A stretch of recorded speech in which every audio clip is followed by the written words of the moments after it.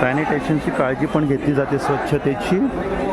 वेगवेगळ्या संघटना आहेत, जसं सरदार लोकांची संघटना आहे, मुस्लिम संघटना आहे, काही हिंदू संघटना आहे. तिथे विशेष करून सरदार लोकांच्या संघटनेने खूप मदत केलेली आहे.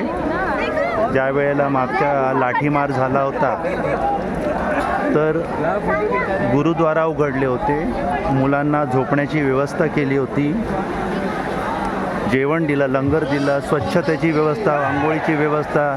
त्याचबरोबर मशिदीने सुद्धा आपल्या मशिदी उघडल्या होत्या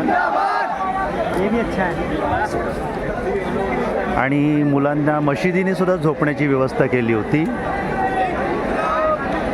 बाकीच्या ठिकाणी काही नाही आहे, कारण की इकडे जे हनुमान मंदिर, गणेश मंदिर या ठिकाणी मात्र पोलिसांनी अटकाव केला होता.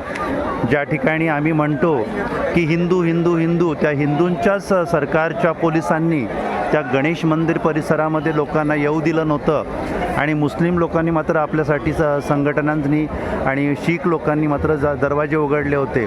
मग सर्वांनी अशा प्रकारे जर केलं असतं तर या युवकांना, तरुण मुलांसाठी पण सगळ्यांनी मदत केली पाहिजे, कारण हक्काची लढाई आहे, एज्युकेशनसाठी लढाई चाललेली आहे आणि आता माघार घेण्याची कोणतीच नाही, कुठलीच माघार नाही आहे. आणि नुसतं धर्मेंद्र प्रधानचा राजीनामा नको आहे आता मुलांना राजीनामा पाहिजे तो नरेंद्र मोदीचा, कारण ही नालायक सरकार आहे. नुसतं धर्मेंद्र प्रधानचा राजीनामा झाला तरी काय होणार नाही आहे.